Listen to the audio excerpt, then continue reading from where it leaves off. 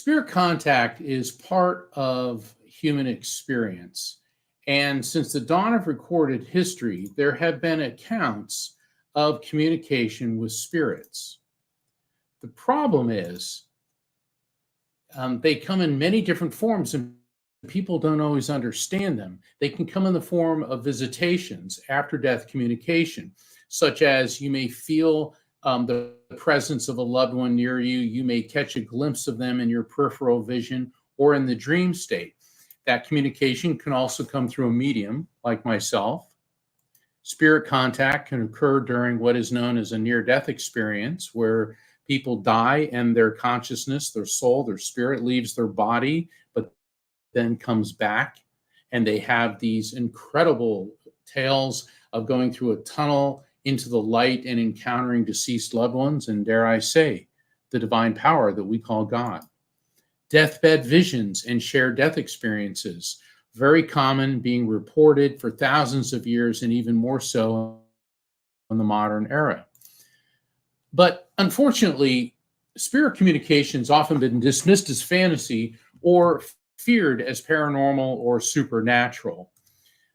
But is the existence of the soul in the afterlife a matter of faith or science? Every great belief system teaches that the soul, the spirit, consciousness, pre-exists the body, comes into the body, and then lives on after the body dies. This brings us to science. The modern era of science really began with Sir Isaac Newton. For all intents and purposes, he invented physics. And in the 18th century, the 1700s, Sir Isaac Newton was nothing less than a superstar of the Enlightenment. And then while quarantined during the plague of 1665, he invented calculus. And he's probably been cursed by every high school and college student since then. But then he also explored and expanded the laws of optics, and he developed the laws of gravity. And reductive materialism emerged. Reductive means that physical matter is made of molecules which are composed of atoms. Materialism means the only thing that can be proven to exist is matter. And according to Newtonians, everything is a mix of matter and energy according to physical laws. Reality is what is observable, objective, and reproducible. And Newtonian reductive materialists believe that the supernatural does not exist, neither do spirits, the afterlife, or God. Paradox, because Sir Isaac Newton believed in God. However, he did not believe in the existence of a soul or an afterlife. And then he spent more time studying the Bible, seeking hidden messages in Scripture than he did in science. Now, think about this for a minute. Time studying the Bible for hidden, said that atheism, every great belief system describes the divine power that we call God in terms of light. From the sages of ancient India, the Hindi word for God is Rama. And Rama, who has different manifestations as Brahma, Vishnu, Shiva, and Lakshmi, many different manifestations, is the light that has lighted the world. Then you go to Judaism, when Moses encountered the bush that was on fire, yet was not consumed by the fire. Now think about this. If you were living in the Bronze Age, like Moses, how would you describe an encounter with an intense form of electromagnetic energy? You would describe it in terms that you were familiar with. In other words, the most powerful form of energy in the Bronze Age that you'd be aware of, outside of lightning, would be fire. Then the Buddha explained that a certain code of behavior in treating other people and other beings is the path to the light. Jesus said his teachings were also the path to the light. Islam teaches that the light of Allah, which is simply the Arabic word for God, lights the world. Native American belief systems and other indigenous belief systems from the entire globe all describe God in terms of light. Now, why is that? And it's because we believe that light is how we perceive the spiritual energy that people God. Since the dawn of recorded history, there have been accounts of people who have died, and then they talk about traveling through a tunnel and entering, once again, the light, where they encounter deceased loved ones, and then they return to life. These resurrections have mystified physicians and religious leaders. I give a lot of talks on the science of near-death experiences and the scientific basis for that, because this is how we now describe this phenomenon as near-death experiences. We know from science that life depends on light. Sir Isaac Newton was absolutely correct that the Earth is the right distance from the sun to give it the proper amounts of heat and light. If it weren't for that, Earth would be nothing more than a frozen chunk of rock floating through space. So the light from the sun is then converted through photosynthesis by plants into nutrients. And we as humans consume plants, and we consume animals who consume plants. So the building block of life, as we understand it, begins with the energy of light. Light is electromagnetic energy. And we know from the first law of thermodynamics and physics that energy is neither created nor destroyed, only transferred from one form to another. We also know that everything is made of molecules, which in turn are made of atoms, which in turn are composed of electrons, protons, and neutrons, and they in turn are composed of a smaller particle known as a quantum. Now, for all of our physics friends, technically an electron is a quantum because an electron is 1/1800th the size of a proton. So I want to make sure that that is stated. And this is also where we get the term quantum physics. Now, what's fascinating about this is that everything, you, me, the radio waves this presentation is being transmitted on, the surface of the moon, the rings of Saturn, and beyond, are all at the same subatomic level made of quanta. And a lot of people say, well, this is really difficult to wrap my head around. But we've also been hearing from great spiritual teachers from the beginning of time that we're all energetically interconnected. And now through quantum physics, we know that's true because on the subatomic level, everything in our material world universe is quanta. Now, Sir Isaac Newton had quantum physics. And if he had, I think he would have been singing a very different tune than he was. Matter and energy, which include light, are composed of quanta, particles of electromagnetic energy. Nikola Tesla, inventors of all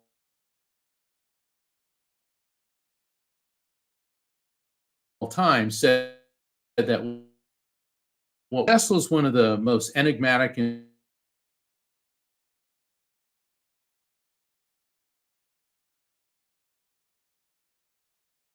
geniuses in history. Let me say this. A power grid would not function. Albert Einstein, we've all heard E equals mc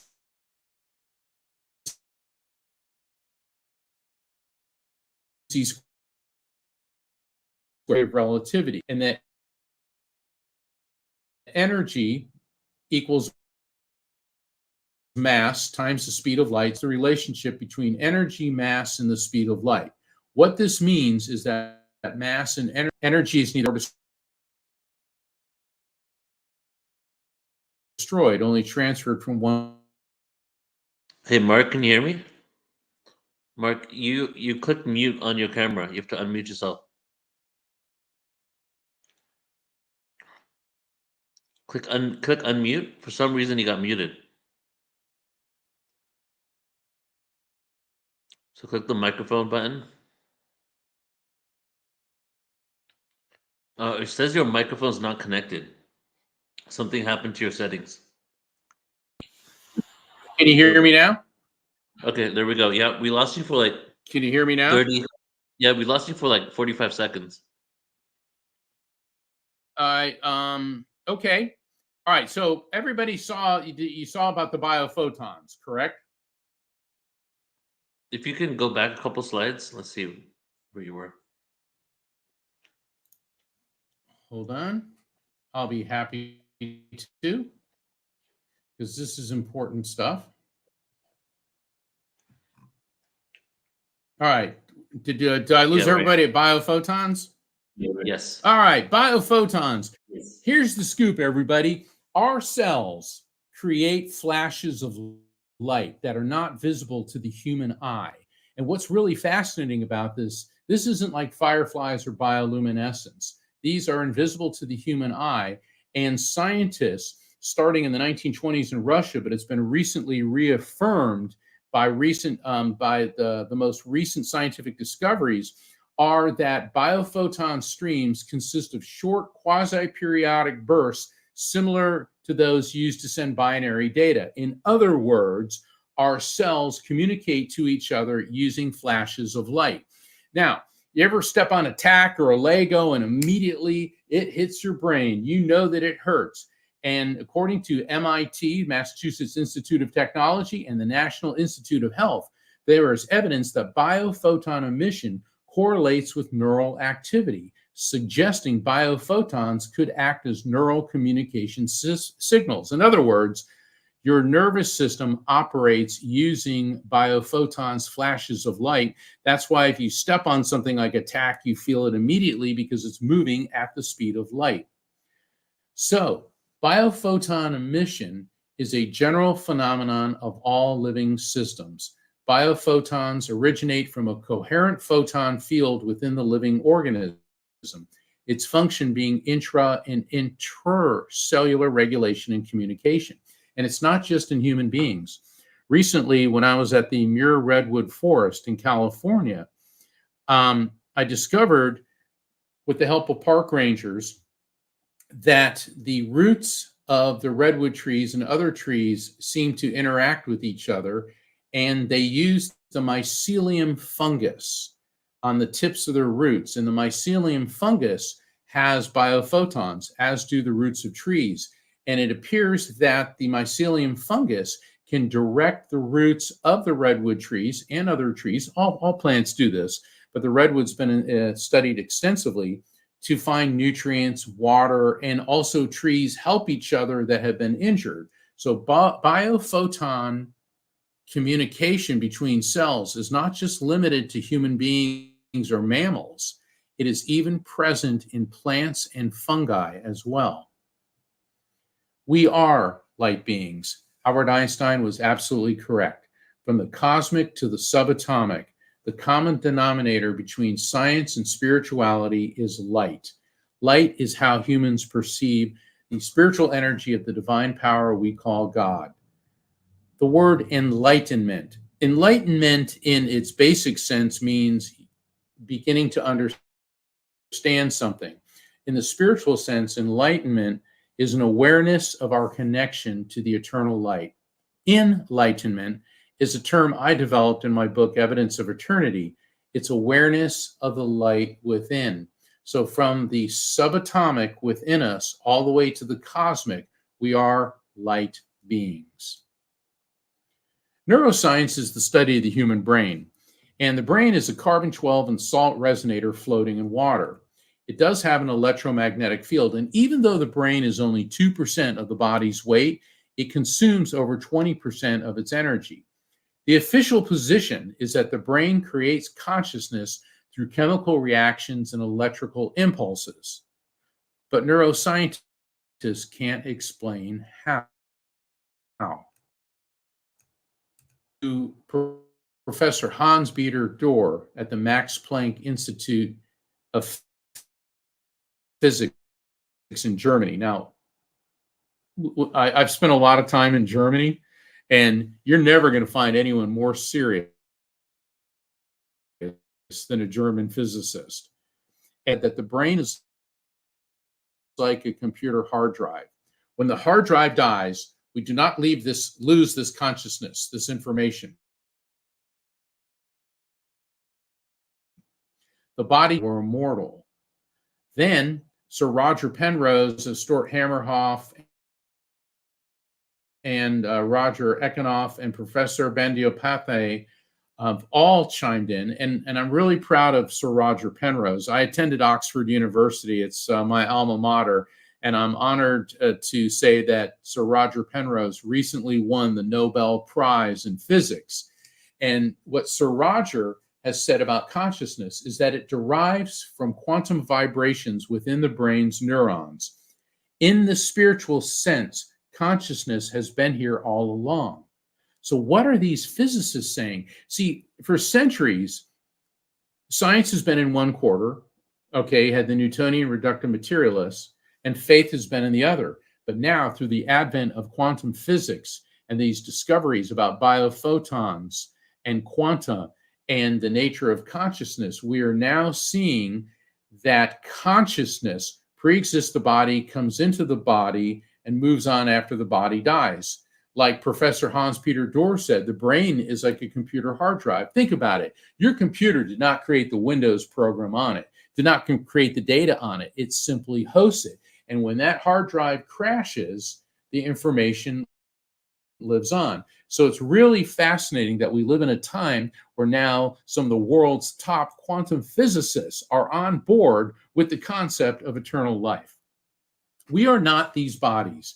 We are energy, which is referred to in the realms of psychology, neuroscience, and philosophy as consciousness. In the arena of faith, it is known as the soul or the spirit. It's what makes us unique, and it includes our personality, observations, memories, knowledge, and love. Consciousness is pure energy.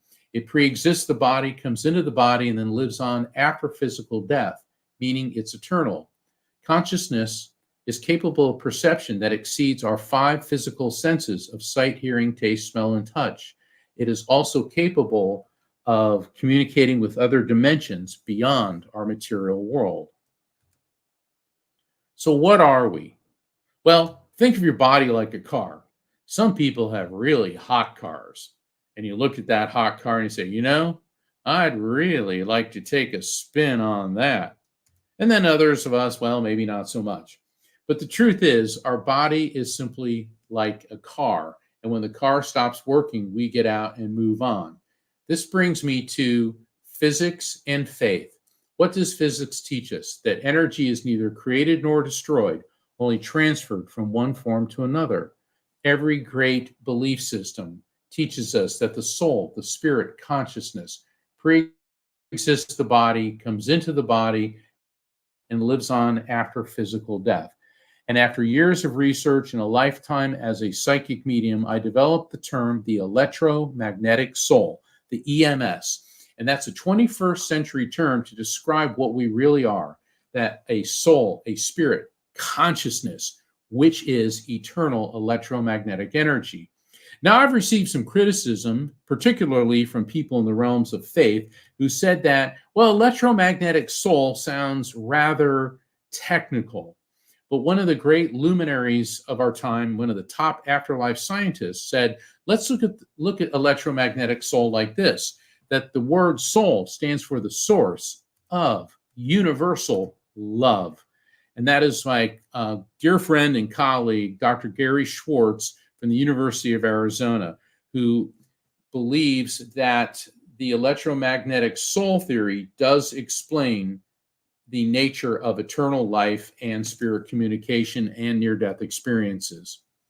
The electromagnetic soul may be analogized as a drop of water. So in other words, when you die, that drop of water leaves your body and then plunges into the eternal sea of soul. Make no mistake, you're still an individual.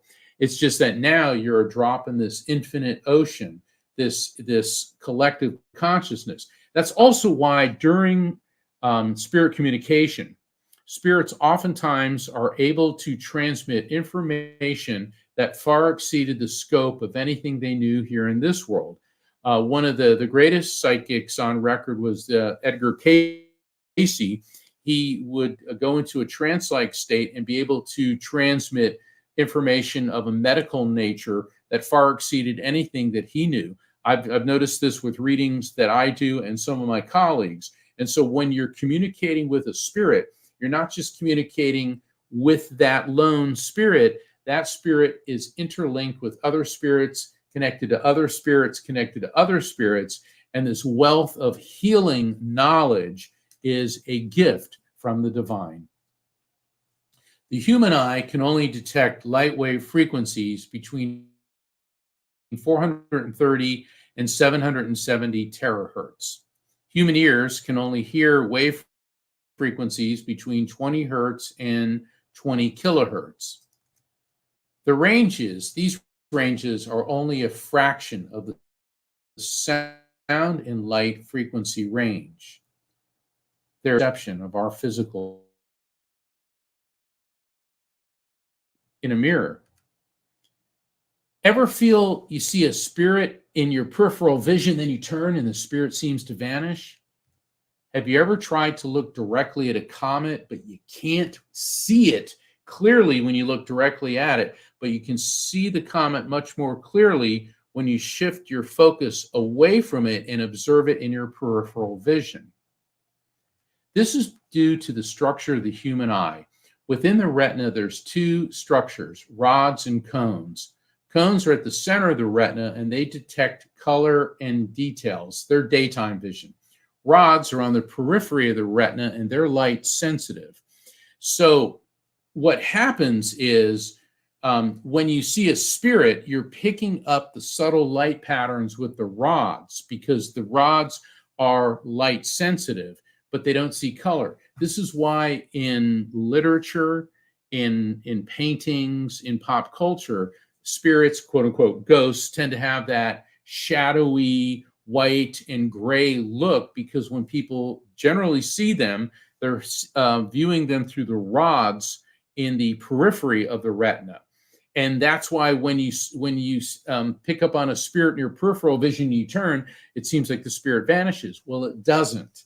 It's just that you're switching from rods to cones. And I teach paranormal investigators this when we're on investigating spectral phenomenon and elementals and other types of spiritual phenomenon. Astronomers have developed what is known as averted vision, and that's a technique for when you're viewing a comet. Don't look at it directly. Instead, observe the comet with your peripheral vision, because that way you're exposing the most light-sensitive part of your eye, and you'll see faint objects better. The electromagnetic spectrum. Think of the electromagnetic spectrum as a yardstick. As you can see from the diagram, visible light is maybe about a quarter inch or so, maybe half an inch. In other words, what we are able to perceive is white light. And white light is an extremely small portion of the electromagnetic spectrum. Now, a hummingbird can see ultraviolet light. Why? Because the hummingbird has an additional cone in its retina, which enables it to see ultraviolet light, which we can't. This brings me to tetrachromats. Tetrachromats have a quote-unquote abnormal fourth gene. I don't think it's abnormal. I think it's a gift. I think it's a genetic enhancement. And tetrachromats also have a fourth cone. Instead of just the red, blue, and green, they have a yellow-green cone, which enables them to see more deeply into the yellow-green spectrum. And because of it requires two X chromosomes, only women can inherit this gene. So, guys, the next time you're out shopping with your lady and she tries on a dress and she says, "Does this color look good on me?"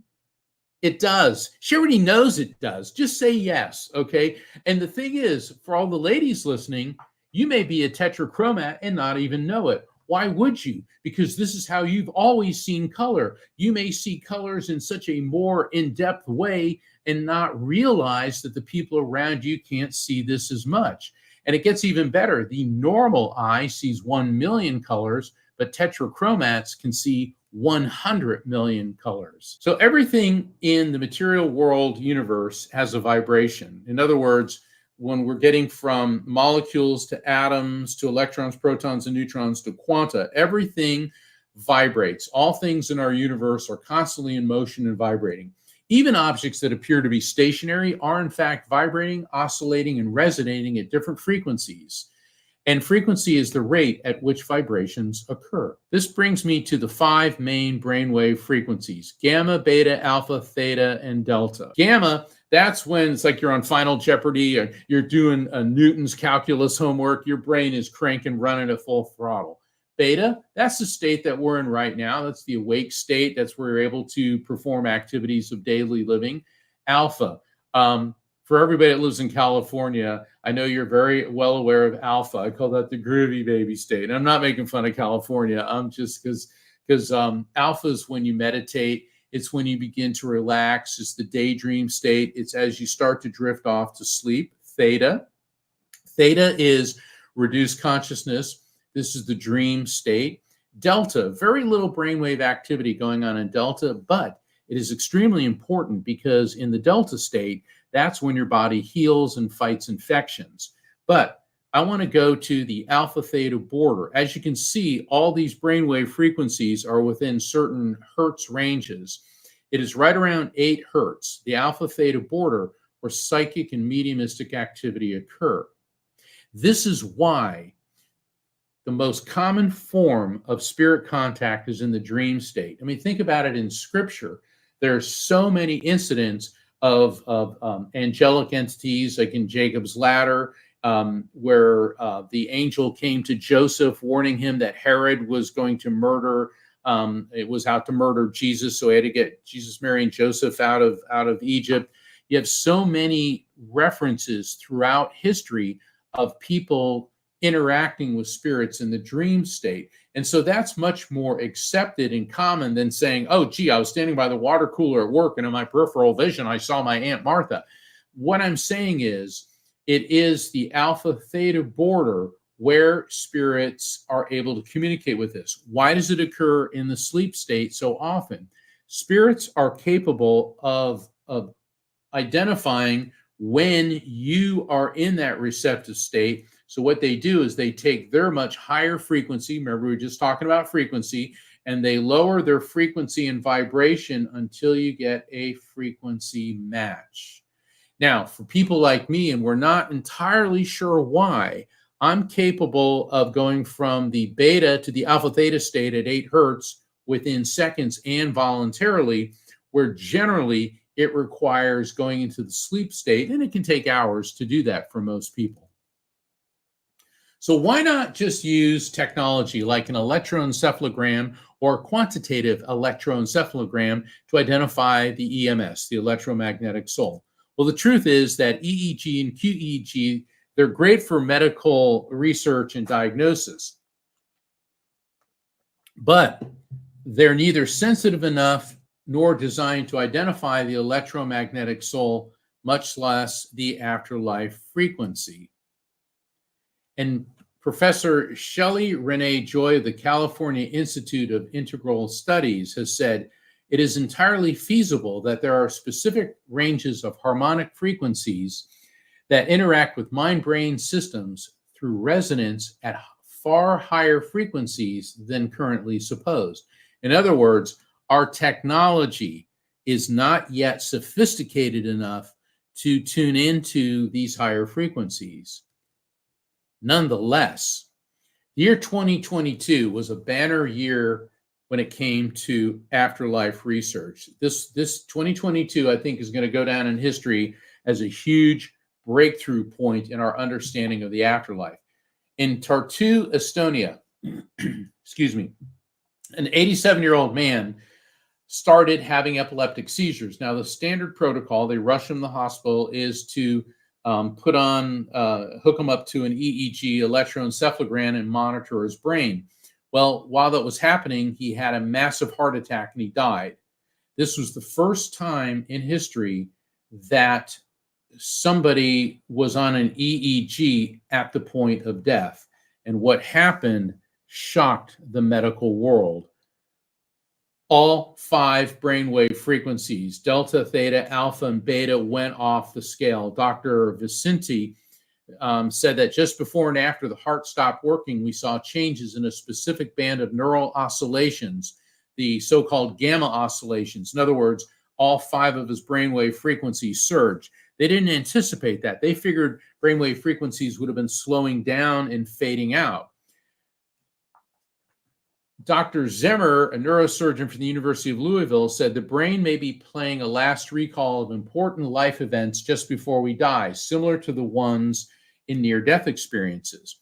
Then came in November of 2022, the lucid dying study, which was put on by New York University, and it was conducted in both the US and the UK. 567 people at 25 different hospitals. When they started going into cardiac failure and CPR was being administered, they were hooked up to an EEG. And what was noted is that there was massive brainwave spike in all subjects. 1 in 5 of the survivors reported lucid experiences of death, which weren't hallucinations, illusions, or delusions. In other words, this was in conformity with what happened in Tartu, Estonia, but now we have close to 600 samples, and of the people who did survive, 1 in 5 reported an NDE. And according to Dr. Sam Parnia, who is the lead doctor and scientist on the study, he said identifying measurable electrical signals of lucid and heightened brain activity together with similar stories of recalled death experiences suggests that the human sense of self and consciousness may not stop completely around time of death. In other words, consciousness, the soul, the spirit, survives physical death. Now, granted, Dr. Parnia wasn't ready to come out and say just that, but the data correlates that all 5 brainwave frequencies surge with electromagnetic activity, and based on the recollections of the people who had near-death experiences, that their soul, their spirit left the body and came back to the body. In other words, your consciousness, the who and what you are, lives on after physical death. So we have the afterlife frequency, the other side, and the material world dimension. Both of these are energetic systems. Once again, molecules, atoms, electrons, protons, and neutrons, and then on the subatomic level, quanta. So both systems utilize electromagnetic energy, but they vibrate at different frequencies. However, there are times when the two systems overlap, and I call that overlap the NDE zone. And this is where interdimensional communication occurs. Mediumship, visitations, near-death experiences, shared-death experiences, deathbed visions, out-of-body experiences all occur during a frequency alignment between our material world dimension and the afterlife frequency. So think of our world as AM radio, the other side is FM radio, and sometimes there's a frequency overlap, and that is what we call interdimensional communication or spirit contact. How does interdimensional communication happen? This brings us to quantum entanglement. According to Edgar Mitchell, who's an astronaut, Navy pilot, founder of IONS, the Institute of Noetic Sciences, he said that when subatomic matter is in a process together, subsequently, the subatomic particles go apart from each other and go across the universe. When they do this, they will remain entangled. This means if you do something to one, the other responds instantaneously. Let me explain. Scientists fully believe that if 2 subatomic particles are separated, even if they're 1 billion miles apart, if you do something to one, the other reacts instantaneously. In other words, they are energetically linked. That's what quantum entanglement is. Frequency beacons is a term I developed to explain the two-way street of interdimensional communication. Think of everybody that you know and love, either on planet Earth or in spirit, being interconnected by a 3-dimensional spider web. Okay, let's take the spider out of it. But how's the spider web work? Through vibration. Okay, something hits the spider web, it sends a vibration. Well, let's say you're grieving very heavily and you're thinking about a deceased loved one, and all of a sudden you feel that person's presence around. You just sent out a frequency beacon. They're picking up on it and they're coming to you. Ever been driving in your car and suddenly you're prompted to turn on the radio and there's that song that touches your heartstrings? Guess what? Spirits can direct you to do particular things. I write about frequency beacons extensively in my book, The Afterlife Frequency, and I can guarantee that pretty much everyone viewing this has experienced a frequency beacon, whether or not they fully understood that's what was happening. So, interdimensional communication occurs when a spirit, an electromagnetic soul, transmits an electromagnetic impulse which is received by the brain. This wave of frequency is then translated by the brain into recognizable information. So think of a medium as like a cell phone. So in other words, mediums are like phones through which interdimensional communication occurs. Let me explain this a little bit more clearly. As a medium, what a spirit does is he, she, or they, a group of them, transmit an electromagnetic impulse which goes into my brain. Then that interfaces with the electromagnetic field in my brain and is then converted into recognizable concepts based on memories, feelings, and cultural associations that I have.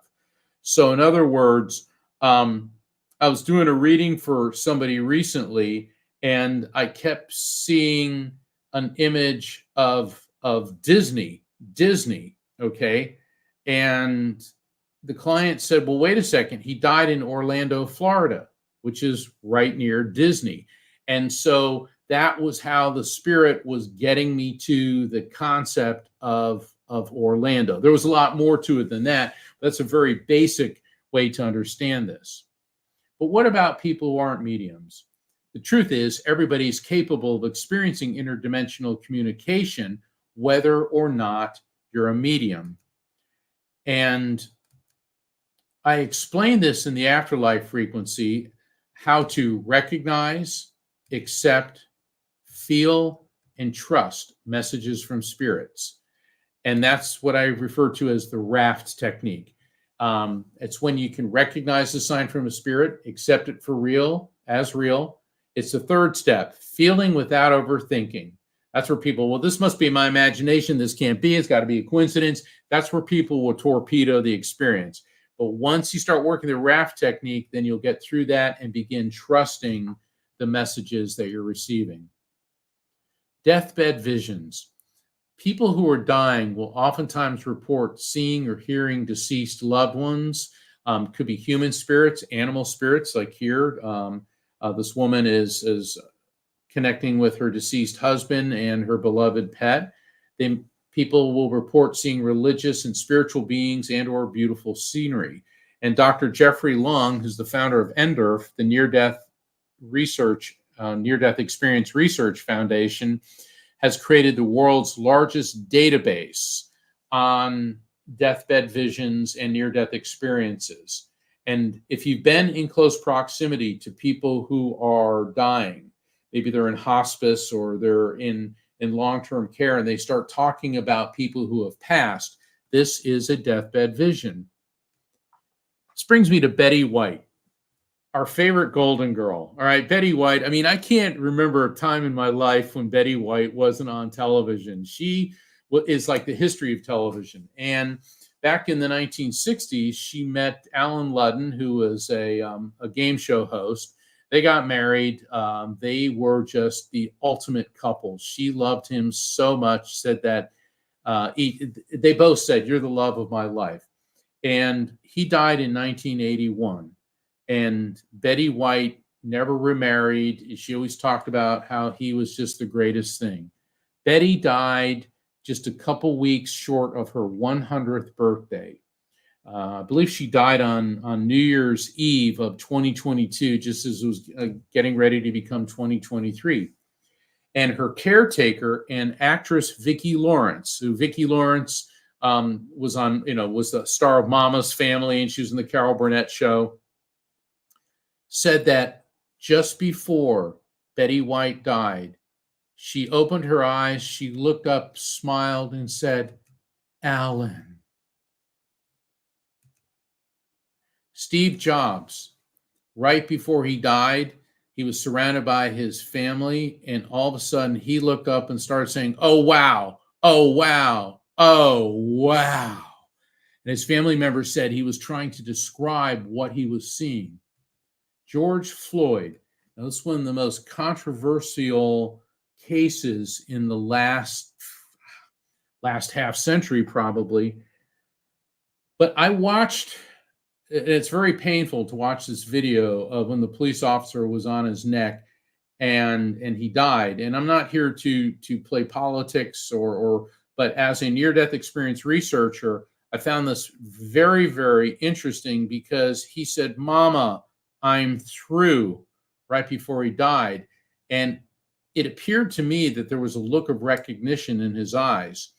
It is very possible, because a lot of people were filming this, videoing this on their cell phones, that George Floyd's death may be the most heavily documented deathbed vision in history.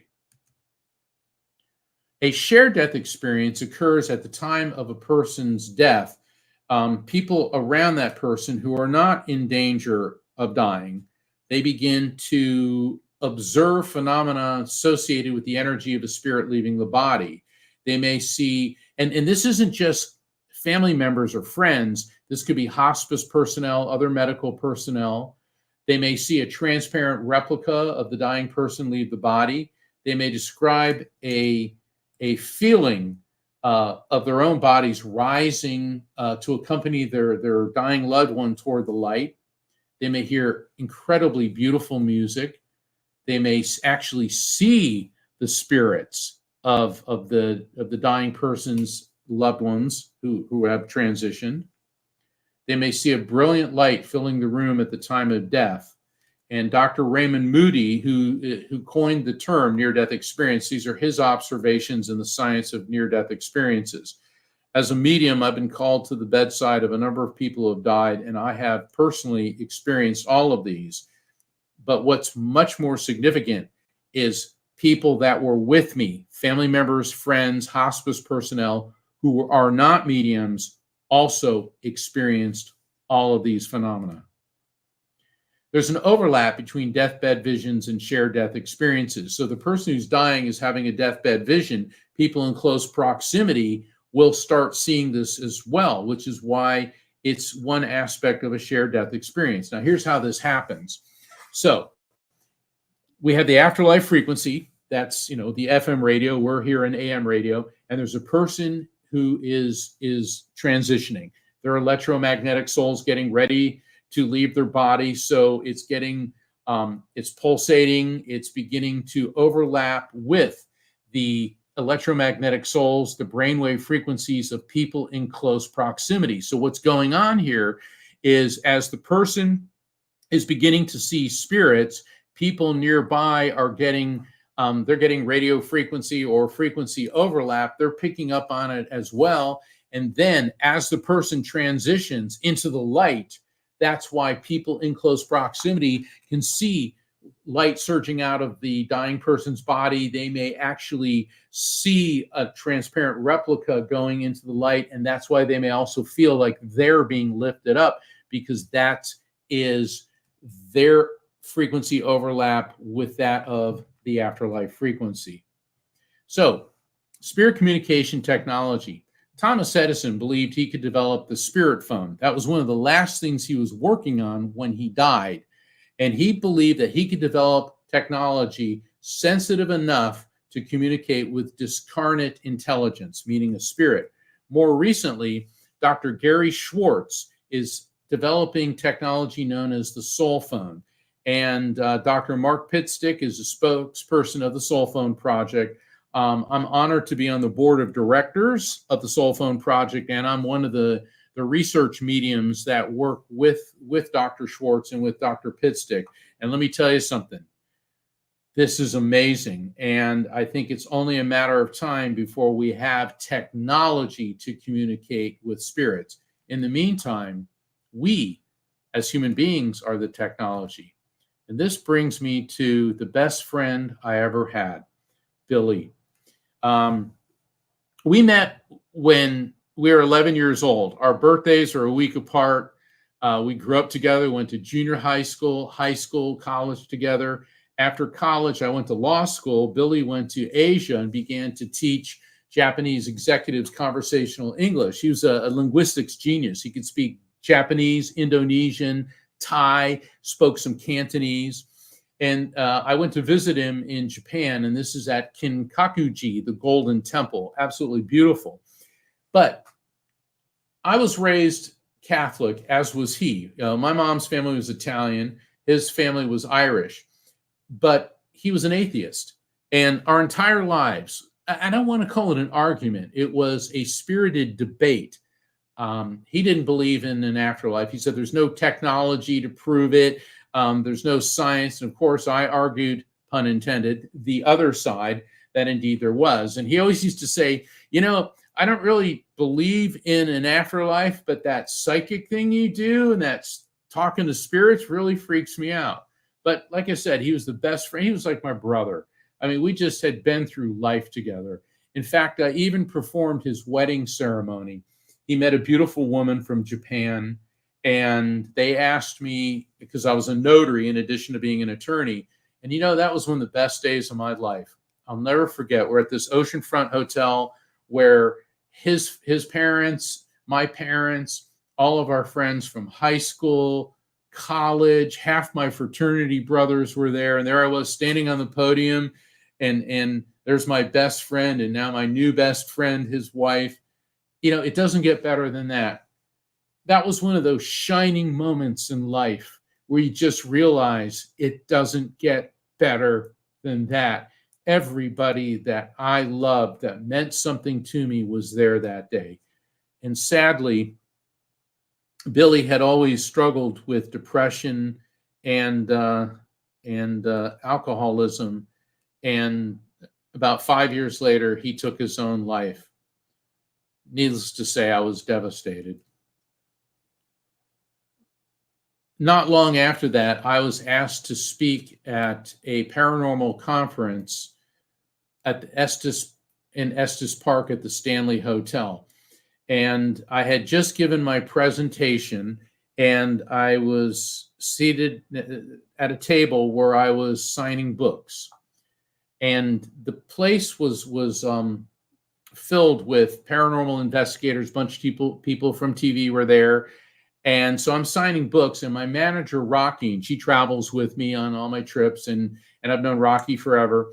She was walking around looking at some of the other exhibits, and she walked by a table where all these paranormal investigation equipment, which all scan different frequencies within the electromagnetic spectrum. But when she walked by the table that was displaying the spirit box scanner, all of a sudden she stopped because she heard a voice come out of the spirit box scanner that said, "Get Mark."